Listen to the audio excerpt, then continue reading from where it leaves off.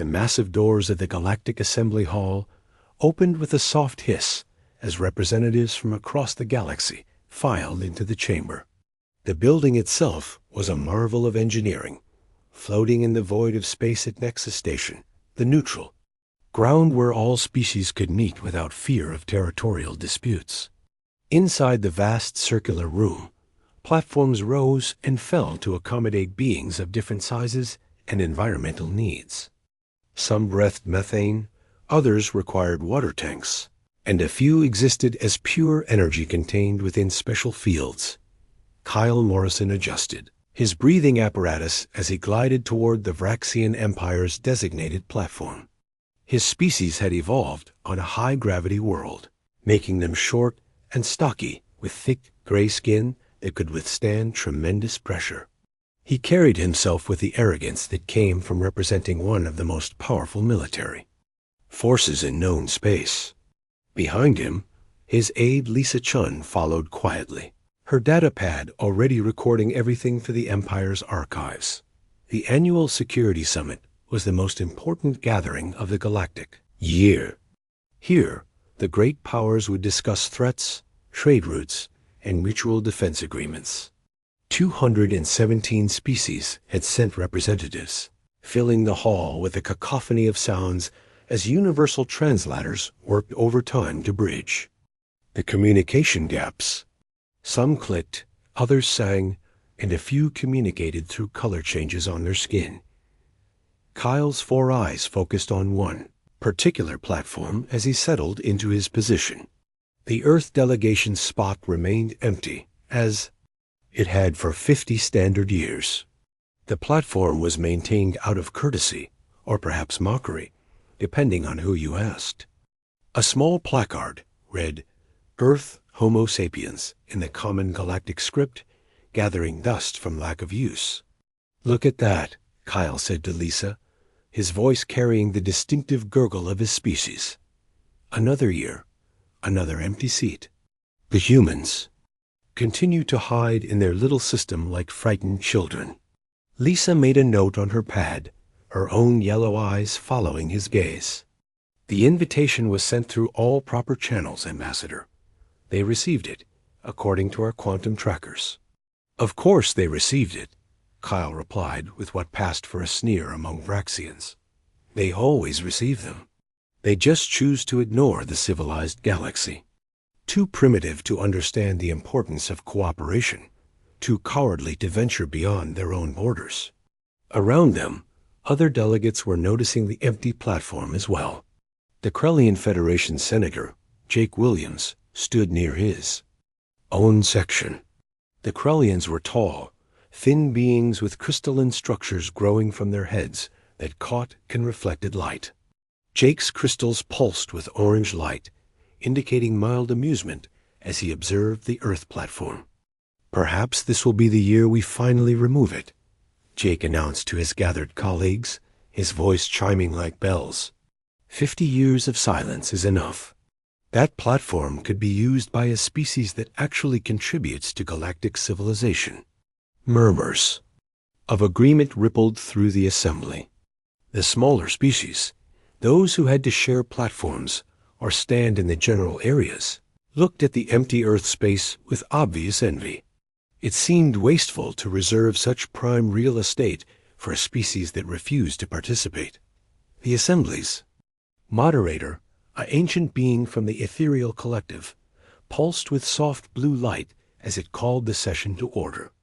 The ethereals were among the oldest known species, having achieved spaceflight when most others were still learning to use fire. Their wisdom was respected, even if their motivations were often incomprehensible. The 437th Annual Security Summit is now in session, the ethereal intoned, its voice seeming to come from everywhere at once. Our first order of business concerns the reports of increased Devourer activity in the Outer Rim territories.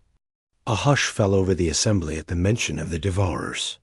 They were the nightmare that kept even the bravest species awake during their sleep cycles. No one knew where they came from originally, only that they appeared from the darkness, between galaxies like a plague. Their biomechanical ships consumed everything in their path, stripping planets bare of all resources and leaving nothing but dead rocks in their wake. The Concordat's intelligence network has detected at least 3 Devourer scout fleets probing our borders, the ethereal continued. We must discuss increasing our mutual defense contributions to address this threat. Kyle stood to address the assembly, his thick fingers gripping the speaking podium. The Vraxian Empire has already increased our border patrols by 30%. We have destroyed 2 scout ships in the last cycle alone. As always, we stand ready to defend civilization from these monsters. Jake Williams rose next, his crystals flashing with pride. The Krellian Federation has developed new early warning sensors that can detect Devourer emergence signatures from twice the previous distance. We are willing to share this technology with all Concordat members who increase their fleet contributions by 20%. The assembly erupted in discussion as various species argued about the proposed increases. Some claimed they could not afford such military expansion, while others accused their neighbors of not doing enough already. It was the same argument that happened every year, with the same results. In the middle of the heated debate, a small, insectoid representative from the hive worlds clicked its mandibles for attention. "What of Earth?" it asked in its chittering voice. "They possess a fleet, do they not? Why do they not contribute to our mutual defense?" The question brought a moment of silence before Kyle laughed, a sound like bubbling mud. "Earth? They have. Perhaps 100 ships, all primitive by our standards. They achieved faster-than-light travel by accident, according to our historians. They stumbled upon the technology while playing with particle accelerators, like children finding a weapon they do not understand. But surely any contribution would help," the insectoid pressed. "Even primitive ships could serve as scouts or supply vessels." Jake's crystals flashed with condescension. "You do not understand, honored hive representative. Earth has been invited to join the Concordat every year for 5 decades. They have been offered trade agreements, technology exchanges, and mutual defense pacts. Every single overture has been met with silence or polite refusal. They claim they need time to prepare and organize their defenses. It is obvious they are simply too frightened to join the galactic community. Or too arrogant," another voice added from the crowd. "They think themselves special, unique among species. They refuse to share their genetic data, their cultural archives, or even basic stellar cartography. They are selfish isolationists who contribute nothing to the greater good." The ethereal moderator pulsed with a calming white light. "The matter of Earth is not on our agenda today. We must focus on the Devourer threat. Each member species will submit their proposed fleet contributions by the end of this session." As the debate continued, few noticed the small maintenance drone that floated near the ceiling, its optical sensors recording everything. The drone was unremarkable, one of thousands that kept Nexus Station functioning. No one paid attention. As it completed its rounds and returned to a maintenance shaft, deep in the shaft, the drone uploaded its data to a hidden relay. The quantum encrypted signal traveled faster than light, bouncing through a series of hidden satellites until it reached a receiver in the Sol system. On a monitoring station carefully concealed in Neptune's shadow, Commander Amy Foster watched the assembly proceedings on her screens. "They're discussing the Devourers again," she told her communications officer, Dan Martinez. "Same arguments, same promises they won't keep when things get difficult." Dan shook his head as he reviewed the data. "The Vraxians claim they've increased patrols, but our long-range sensors show they've actually pulled ships back from the border to guard their core worlds. The Krellians' new sensor technology is just a minor upgrade to systems we developed 20 years ago." Amy turned from the screens and walked to the observation window. Outside, she could see the distant sun, humanity's star, barely more than a bright point of light from this distance. Somewhere between here and there, invisible. To all but the most sophisticated sensors, Earth's true defenses waited in silence. "Send the full recording to Fleet Command," she ordered. "Admiral Thompson will want to see this, especially the parts where they call us primitive and cowardly." "Yes, Commander," Dan replied, his fingers dancing over the control panels. "You." "No, it amazes me that they still think we have only 100 ships." Amy smiled slightly. "Let them think what they want. Their mockery and dismissal are our greatest assets. Every year they waste arguing about contributions and playing politics. We grow stronger. Every year they assume we're cowering in fear. We add another squadron to the fleet. Still," Dan said carefully, "wouldn't it be easier if we just told them the truth? Showed them what we've built?" "Easier, yes," Amy agreed, "but not wiser. You've seen how they bicker and fight, even when facing the Devourer threat. Can you imagine what they'd do if they knew Earth had the largest military force in the galaxy? They'd either try to steal our technology or unite against us out of fear. No, silence serves us better." She looked back at the screens showing the assembly, where the debate had devolved into accusations and counter-accusations. The empty Earth platform sat in the middle O. The warning came too late for the Outer Rim colonies.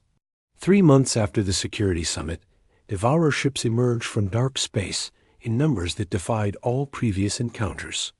Where scout fleets had numbered in dozens, now thousands of biomechanical. Horrors poured into civilized space like a tsunami of hunger and destruction. The first to fall was Haven Prime, a Vraxian agricultural world that fed a dozen systems. Kyle Morrison watched the live feeds from his command ship as the planet died.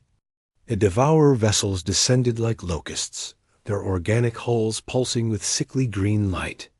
Massive tendrils extended from the ships, piercing the atmosphere and burrowing deep into the planet's crust. Within hours, Haven Prime's blue oceans turned brown as the Devourers consumed every trace of biological matter. How many made it to the evacuation ships? Kyle asked his aide, though he already knew the answer would not be good. Lisa Chun checked her datapad, her yellow eyes dim with exhaustion. They had been coordinating evacuations for 72 hours straight. Less than 10% of the population ambassador. The Devourers arrived too quickly. Our defense fleet was overwhelmed in minutes. Kyle slammed his thick fist against the command console, leaving a dent in the metal. The Vraxian Empire's proud navy, the force he had boasted about at the assembly, was being systematically destroyed. For every Devourer ship they managed to destroy, 10 more appeared. The enemy adapted to their weapons, grew resistant to their tactics, and showed no mercy. "Order all remaining forces to fall back to the core worlds," Kyle commanded. "We cannot hold the outer territories." "But, sir," Lisa protested, "that will leave 17 colonies defenseless. The Mutual Defense Treaty requires the treaty is worthless." Kyle roared. "Where are allies? Where is the Krellian Federation with their advanced sensors? Where is the Hive Collective with their swarm tactics? They are all defending their own territories, just as we must defend ours." He was right, and Lisa knew it.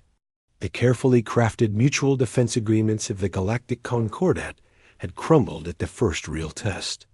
Every species had retreated to protect their own interests, abandoning their neighbors to face the Devourer threat alone.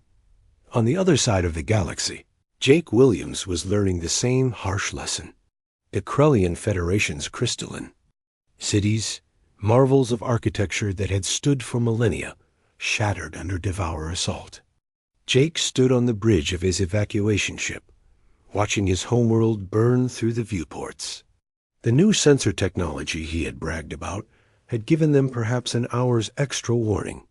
Not nearly enough. Senator, his military advisor, chimed, crystals pulsing with urgent red light. "We've lost contact with the 7th Fleet." The Devourers have broken through the Meridian line. At their current rate of advance, they'll reach the capital within days. Jake felt his crystals dim with despair.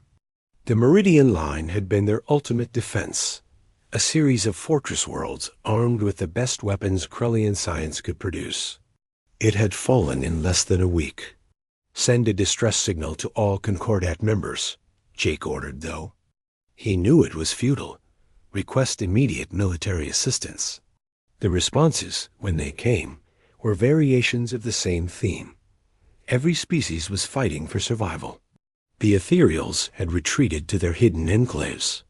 The hive worlds had sealed their borders. Even the mighty Vraxian Empire was in full retreat. The galaxy burned, and everyone was too busy trying to save themselves to help their neighbors dot in the chaos of evacuation. Stories began to spread among the refugees. The Devourers were not just consuming resources, they were learning.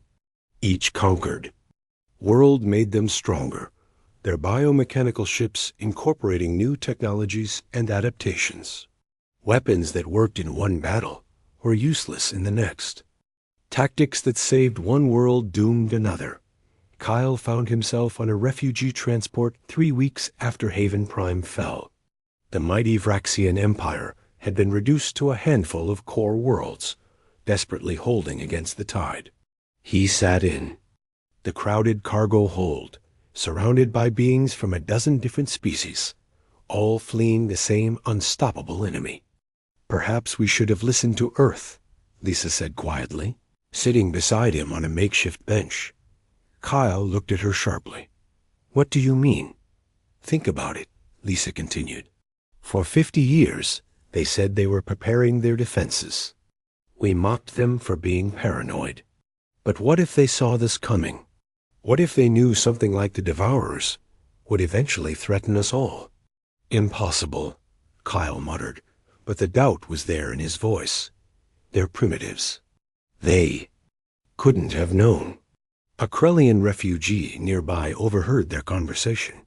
His crystals were cracked and dim, signs of extreme stress among his people. I heard rumors, he chimed softly. Some traders who dealt with humans in the early days, before they went silent. They said Earth was building things, massive construction projects throughout their system. When asked why, the humans just said they needed to be ready. Ready for what? Another refugee asked, insectoid from the hive worlds. They never said, the Krellian replied. Just that the galaxy was more dangerous than we realized. Kyle wanted to dismiss it as desperate hope, refugees grasping at any possibility of salvation. But the more he thought about it, the more it bothered him. Earth had achieved faster-than-light travel and immediately began declining all offers of alliance. They had access to galactic news networks. They knew about the Devourer threat from the beginning. What had they been doing for 50 years? The refugee ship shuddered as it dropped out of hyperspace at Nexus Station. Once the shining jewel of galactic cooperation, the station was now overwhelmed with desperate beings fleeing the Devourer advance. Ships were packed so tightly in the docking bays that some had to be turned away. The assembly hall had been converted to emergency shelters, the platforms that once hosted dignified debates now crammed with sleeping refugees. Jake Williams found himself in the same shelter as Kyle, two former rivals united by shared loss. They sat near what had once been Earth's empty platform, now serving as a distribution point for emergency rations. 53 worlds, Jake said, his crystals barely flickering. The Krellian Federation controlled 53 worlds. Now we have 5, and those are under siege. Kyle nodded heavily. The Vraxian Empire fares no better. Our fleet is down to 30% strength. Every battle costs us ships we cannot replace.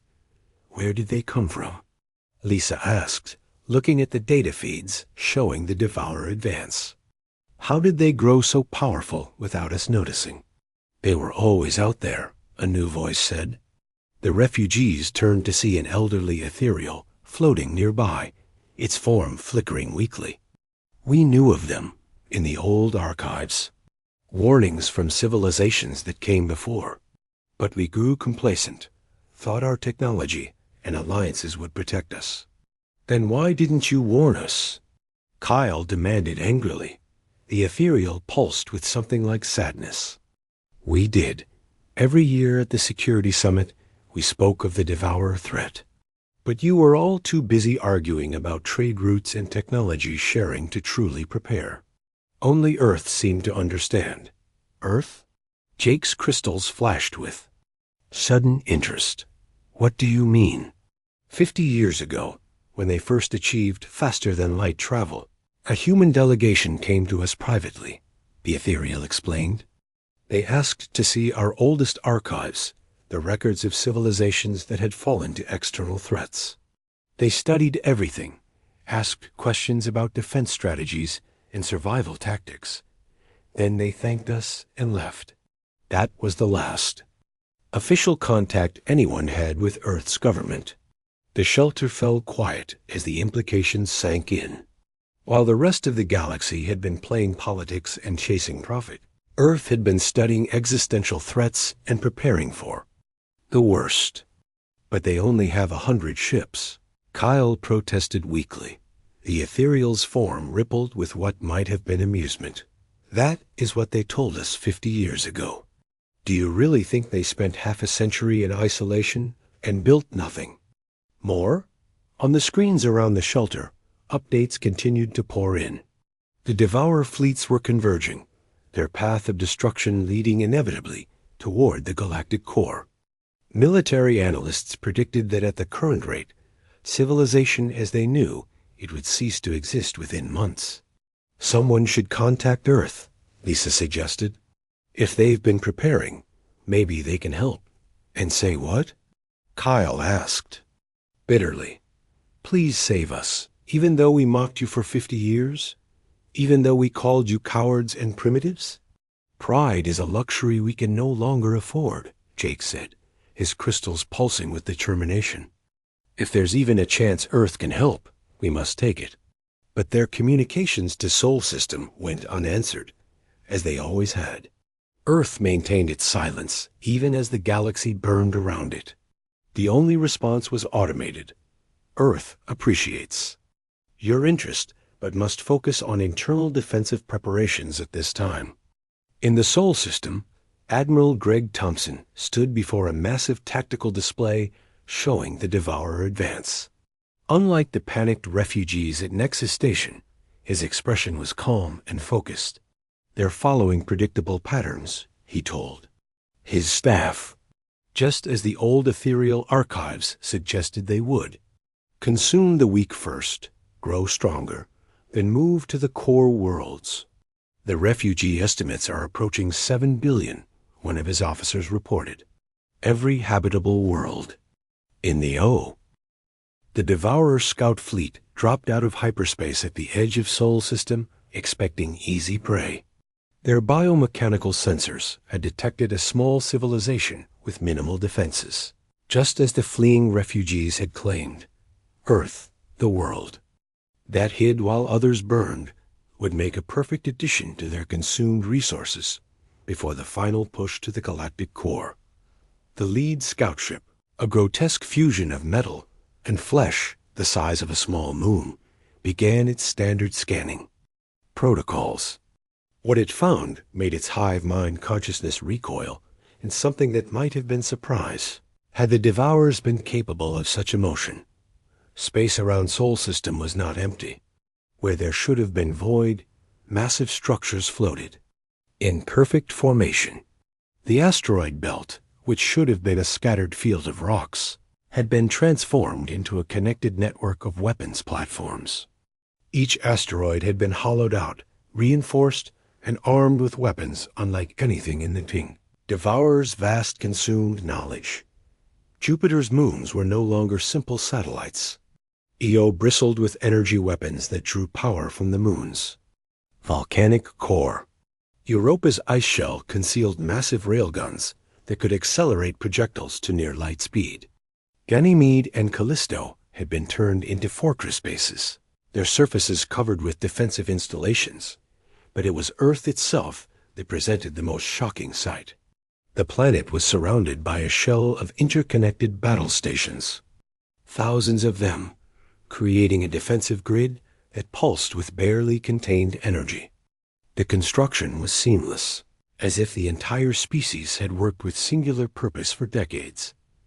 The Devourer scouts tried to retreat, to warn their main fleet of this impossible discovery.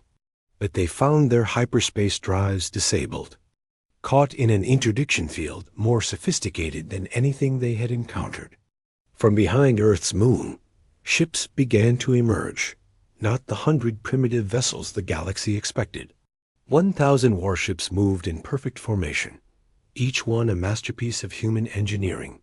Where other species built ships that looked like works of art or organic growths, humans had built machines of war. Clean lines, efficient designs, every surface bristling with weapons. Captain Steve Johnson stood on the bridge of the lead vessel Retribution. The ship was 2 kilometers of focused aggression, its hull a dark composite that seemed to absorb light. Around him, his crew worked with practiced efficiency, no wasted motion, no unnecessary chatter. "Scout fleet is attempting to retreat," his tactical officer reported. "Interdiction field is holding." "Let them get a good look," Johnson ordered. Full fleet reveal, standard defensive formation. The 1,000 ships spread out in a sphere around Earth, each one taking its assigned position with precision that would have made the hive worlds jealous. The formation was not just for show.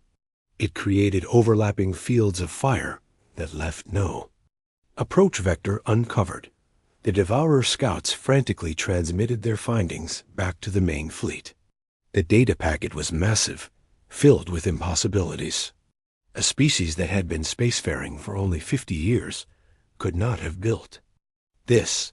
The resources alone should have been beyond a single system's capacity, but the evidence was undeniable. Humanity had done the impossible. They had turned their entire system into a fortress. The response from the Devourer main fleet was immediate. If Earth had hoarded such resources, if they had built such defenses while others died, then they would be the ultimate prize. The entire Devourer armada, fresh from consuming half the galaxy, changed course towards Sol System. At Nexus Station, emergency alarms screamed through the refugee shelters. Kyle Morrison and Jake Williams crowded around a borrowed sensor display, watching in disbelief as the data poured in. "That can't be right," Jake said, his crystals flashing erratically. "The sensors must be malfunctioning." 1,000 capital ships. Lisa Chun ran the data through multiple verification protocols. "It's accurate. And look at these energy readings. Each of those ships is outputting power equivalent to a small star." "How?" Kyle demanded. "How could they build all this without anyone knowing?" An exhausted intelligence analyst from the former Ethereal Collective floated nearby. They were careful. Every mining operation was hidden in the outer system. Every shipyard was cloaked. They even created false sensor echoes to hide their construction. "We were so busy mocking their absence that we never thought to look closely at what they were actually doing." "The defense platforms," another refugee pointed out, examining the tactical data. "Look at the weapon signatures. Those aren't standard plasma cannons or particle beams. They're using something new." The analyst studied the readings more carefully. "Quantum disruption weapons. Theoretical until now. They don't just destroy matter. They unravel the quantum bonds holding it together. And those shield generators, they're not deflecting energy. They're absorbing it." 50 years, Kyle said quietly. "They spent 50 years preparing for this." On the command station Vigilance, Admiral Greg Thompson watched the Devourer armada approaching. His expression remained calm, but there was steel in his eyes. Behind him, President Karen Davis observed the tactical displays with similar composure. "Madam President," Thompson said formally, The enemy fleet will arrive in 6 hours. Request permission to implement Operation Hammerfall. Davis studied the displays showing the approaching threat. Millions of Devourer ships, the accumulated, might of their conquered territories, all converging on Earth. How many of our people know what's about to happen? Only essential personnel, Thompson replied. The civilian population believes this is another drill. Better that way. No panic, no leaked communications. And our allies? Davis asked, though the word tasted bitter. The ones who mocked us for 50 years? They'll be watching, Thompson assured her. Every surviving sensor array in the galaxy is pointed at Sol System right now. They'll see everything. Davis nodded slowly. Then let's show them why Earth chose to stand alone. Admiral Thompson, you have permission to implement Operation Hammer. Fall.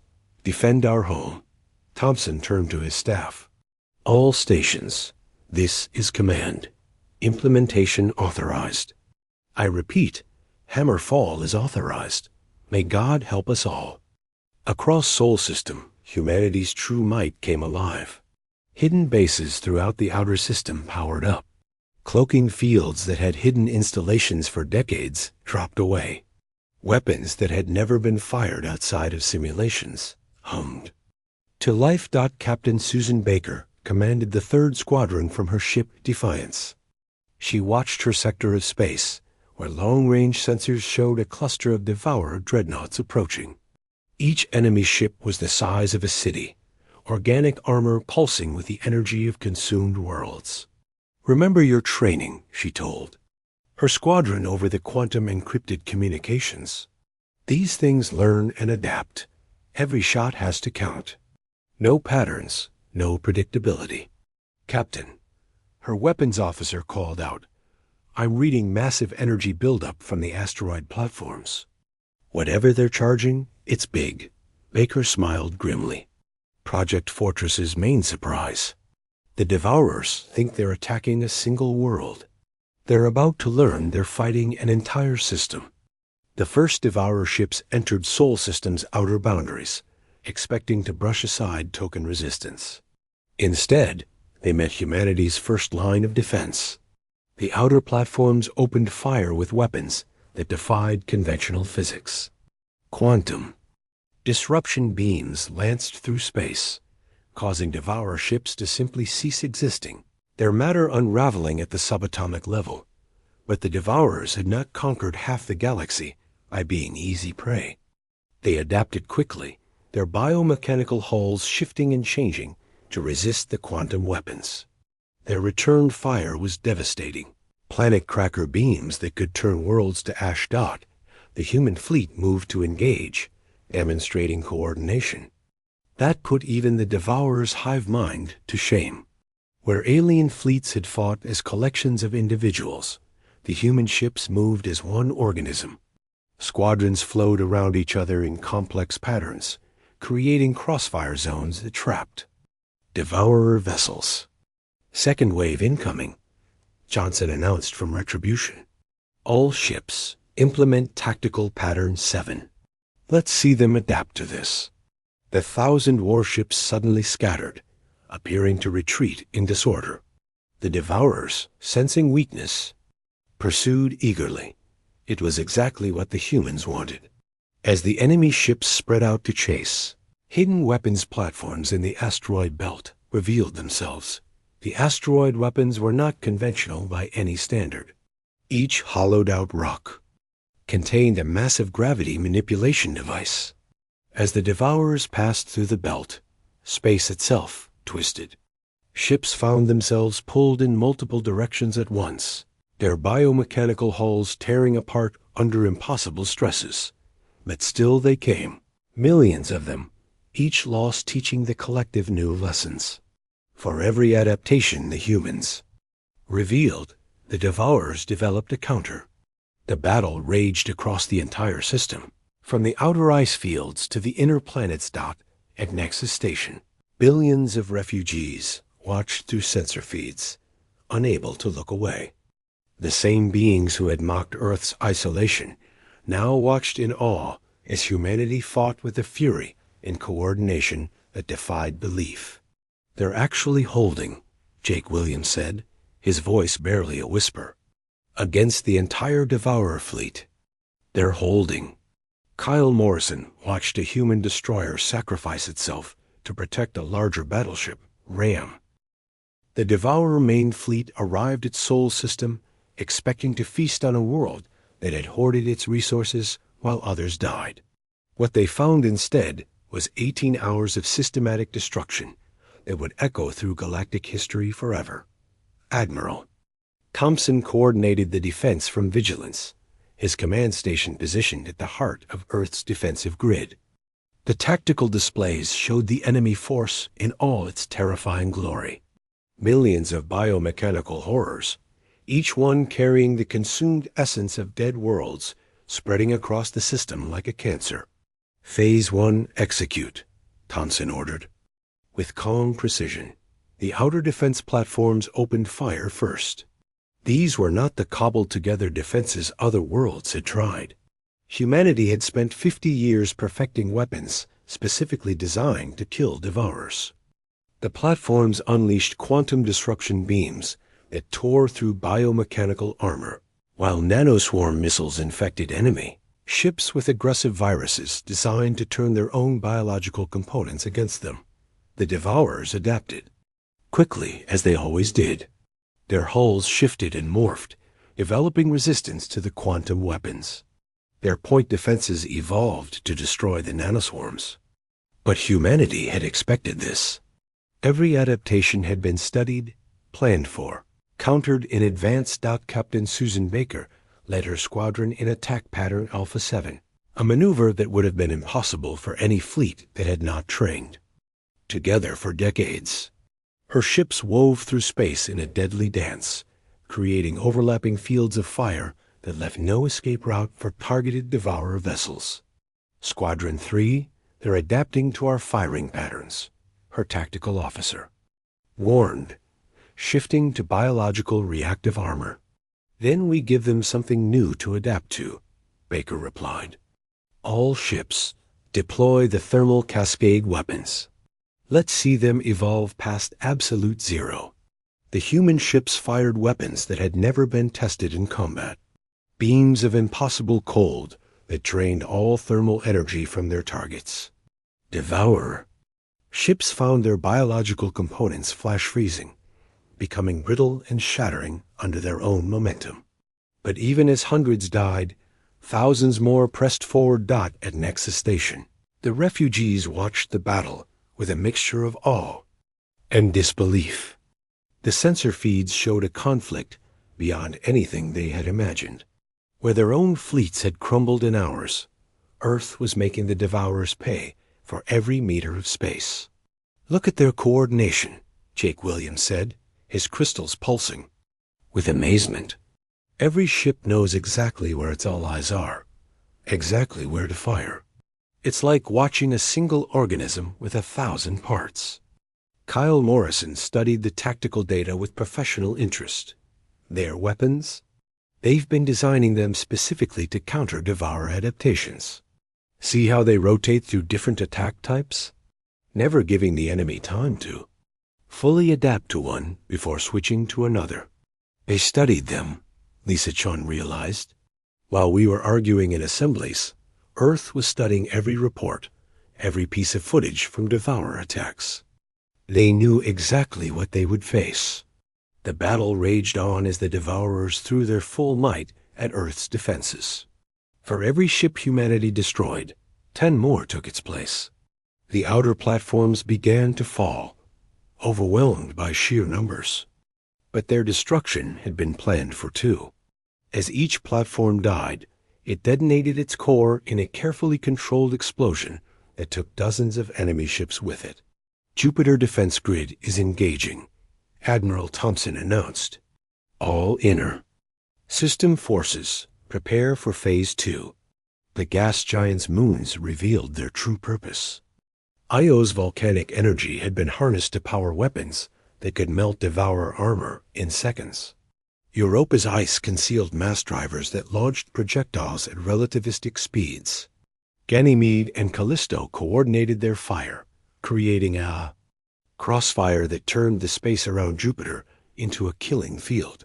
But the Devourers learned. They always learned. Some ships developed reflective armor that bounced energy weapons back at their attackers. Others grew thick ablative shells that could absorb kinetic impacts. The hive mind consciousness directing them processed every death, every success, constantly evolving new strategies. Captain Steve Johnson watched from Retribution as a group of Devourer dreadnoughts broke through the Jupiter defense line. Each enemy ship was the size of a small city, bristling with weapons stolen from 100 conquered civilizations. "They're making a run for Earth," his navigator reported. "Estimated time to lunar orbit, 40 minutes. "Not on my watch," Johnson growled. "All ships, implement the Mars Gambit. Time to show them why humans are the apex predators of Sol System."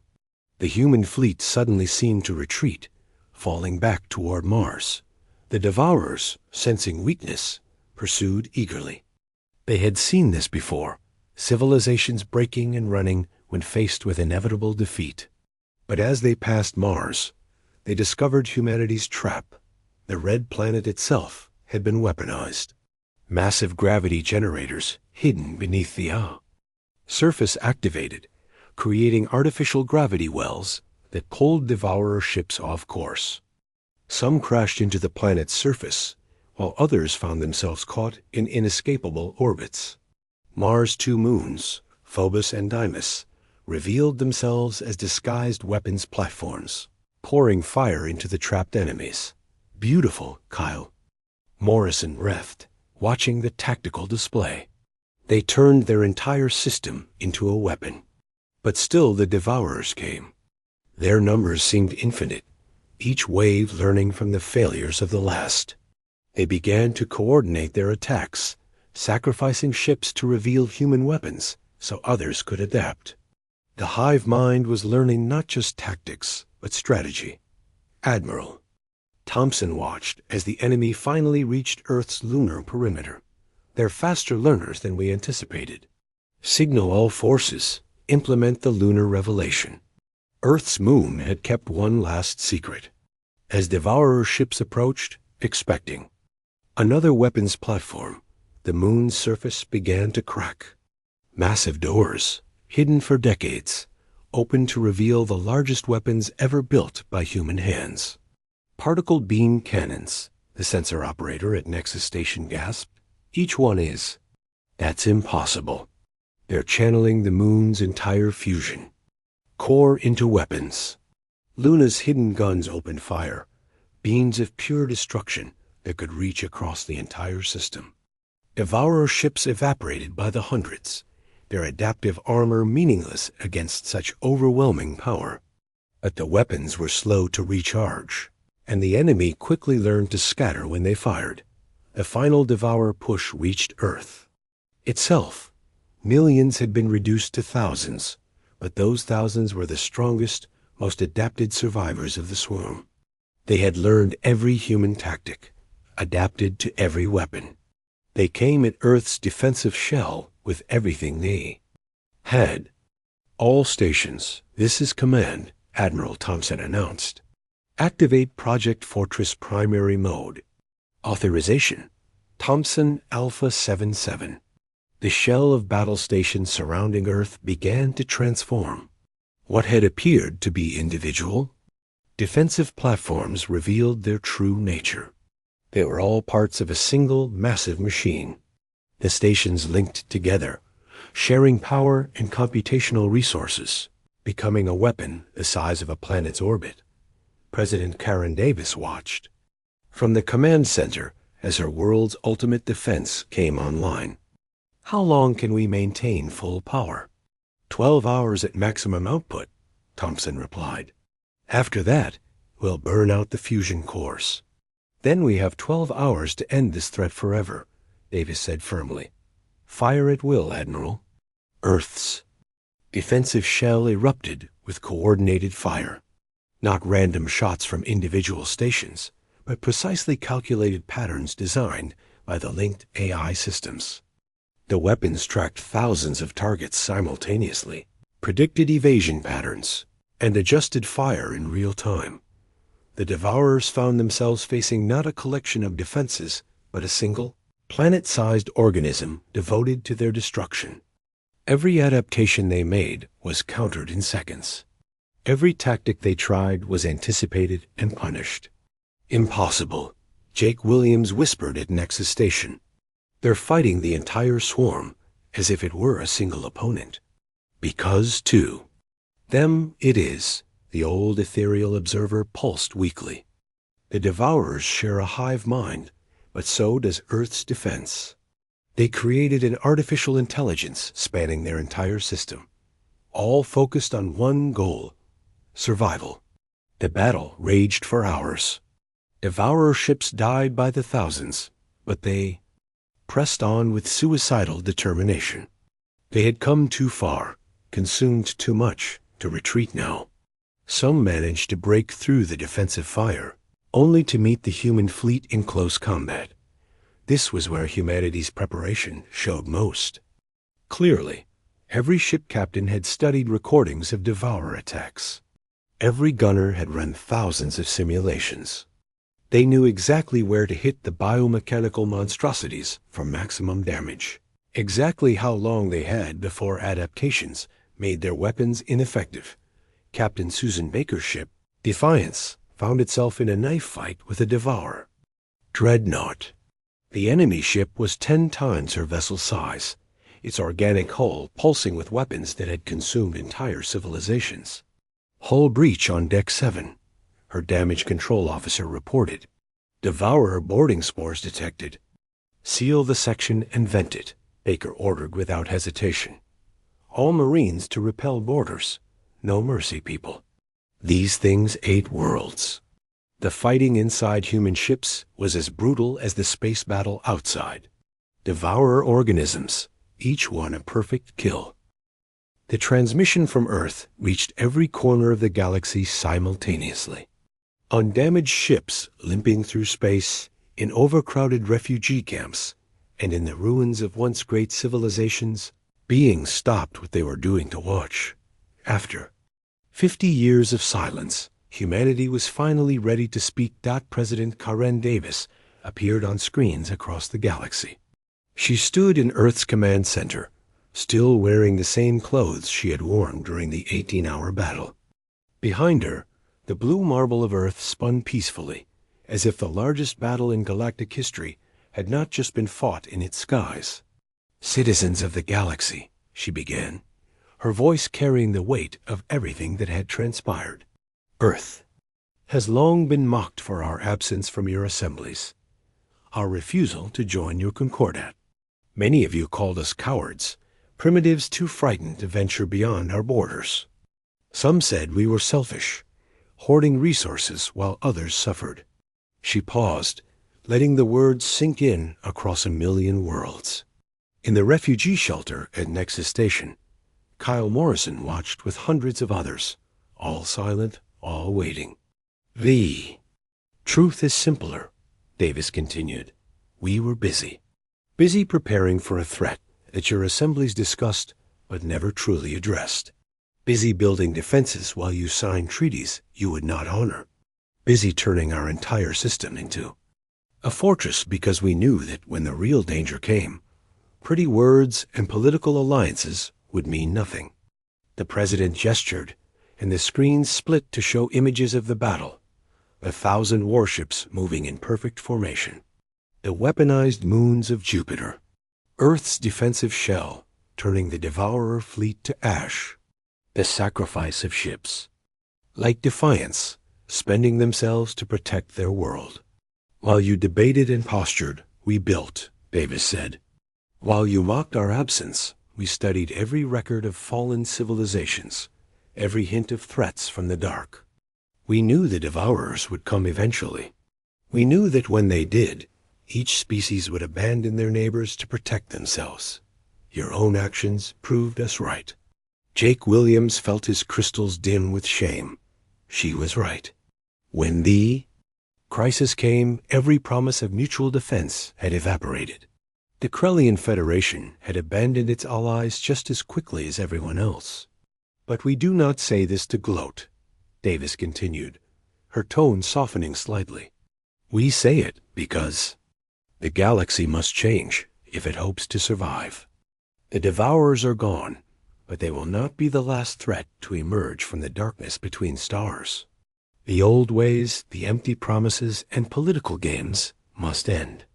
She straightened, and suddenly Kyle understood why this single human commanded. Such respect from her people. There was steel in her spine, determination in her eyes, that reminded him of the captains who had fought and died to protect Earth. Therefore, Earth makes this offer to all surviving civilizations, Davis announced. We will extend our protection to any who request it. Our fleets will patrol the dark spaces between stars. Our technology will be shared with those who prove themselves willing to defend not just their own worlds, but all life in the galaxy. The image changed to show Earth's battered but victorious fleet, already beginning repairs and reconstruction. New ships were emerging from hidden shipyards, replacing those lost in battle. But this is not an alliance of empty words like your Concordat, Davis warned. Those who join must contribute. Not just ships or resources, but commitment. The defense of one is the defense of all. Any who betray that trust, who flee when others are threatened, will find themselves outside our protection forever. Furthermore, she continued, the old mockery ends now. No species will be judged for choosing isolation if they contribute to the common defense in other ways. No civilization will be called primitive if they prioritize protection over profit. Actions, not words, will define this new order. Lisa Chun whispered to Kyle. She's offering them everything the Concordat promised, but never delivered. Real protection, real unity. Kyle nodded slowly. And after what we just witnessed, everyone will accept. Who would dare refuse? Davis was. Not finished. We have also prepared a gift for the galaxy. Our 50 years of isolation were spent developing more than weapons. We created medical technology to heal the wounds of war, agricultural systems to feed the hungry, and yes, defensive systems to protect the vulnerable. The screens showed massive hospital ships already departing Earth's shipyards, heading for the refugee centers. Agricultural vessels loaded with food and terraforming equipment followed. The same industrial might that had built 1,000 warships was now turning to reconstruction. But know this, Davis said, her voice hardening again. Earth's patience has limits. We extended our hand 50 years ago and were mocked for our efforts. We will not make the same offer twice.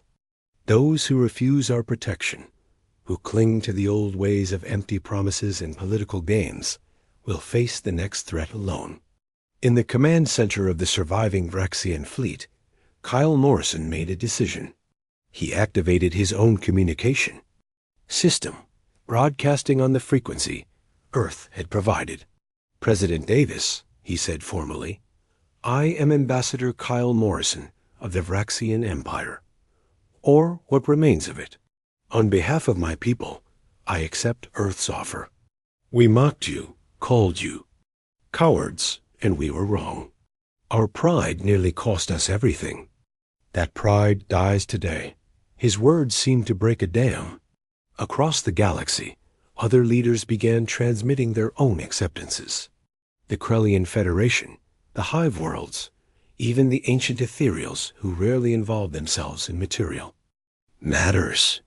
One by one, they abandoned their pride and asked for Earth's protection. Admiral Greg Thompson watched the responses flooding in from his position on vigilance. He turned to his staff with a slight smile. Prepare deployment orders for the fleet. Looks like we're going to be busy. Sir, his communications officer said, we're receiving specific requests. The Vraxian outer colonies need immediate assistance.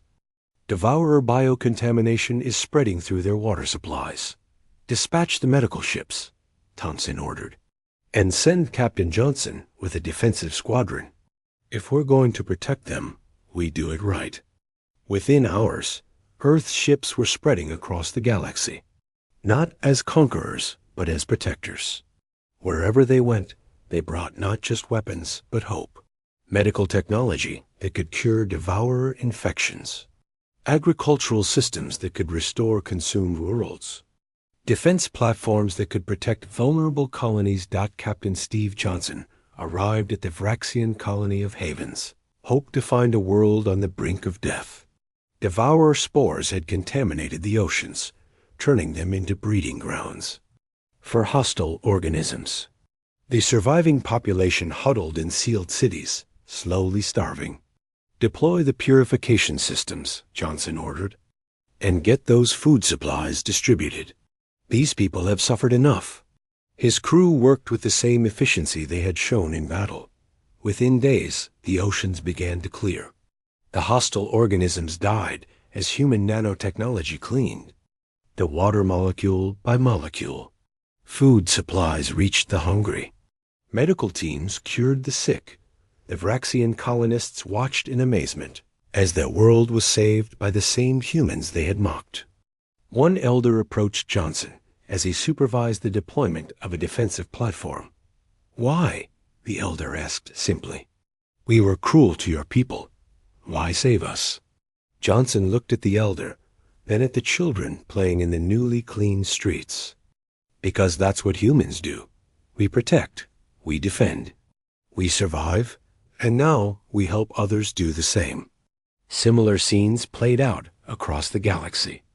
Earth's fleets arrived like avenging angels, driving off pirates who preyed on refugee convoys, establishing defensive perimeters around vulnerable worlds, sharing technology that had been kept secret for 50 years, but not everyone accepted.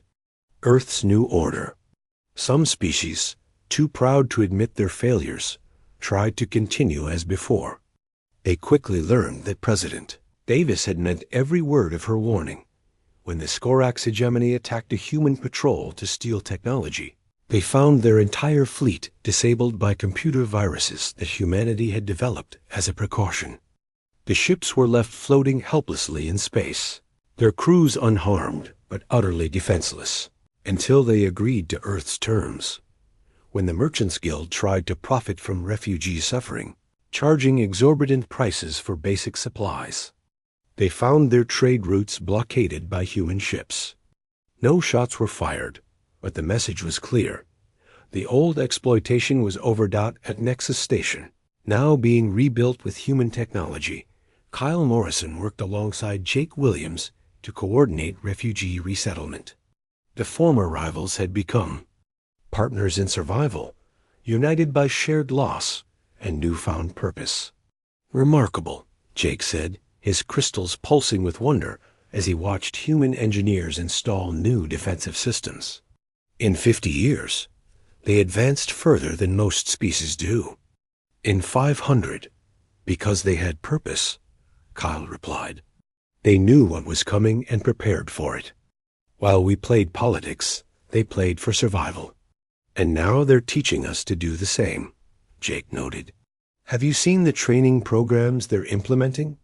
Every species learning to work together, to fight together. It's what the Concordat should have been." Amy Foster, the commander who had once watched the assemblies from Neptune's shadow, now stood in the rebuilt assembly hall. But this was not the old assembly of empty words and political maneuvering. This was a war. Council focused on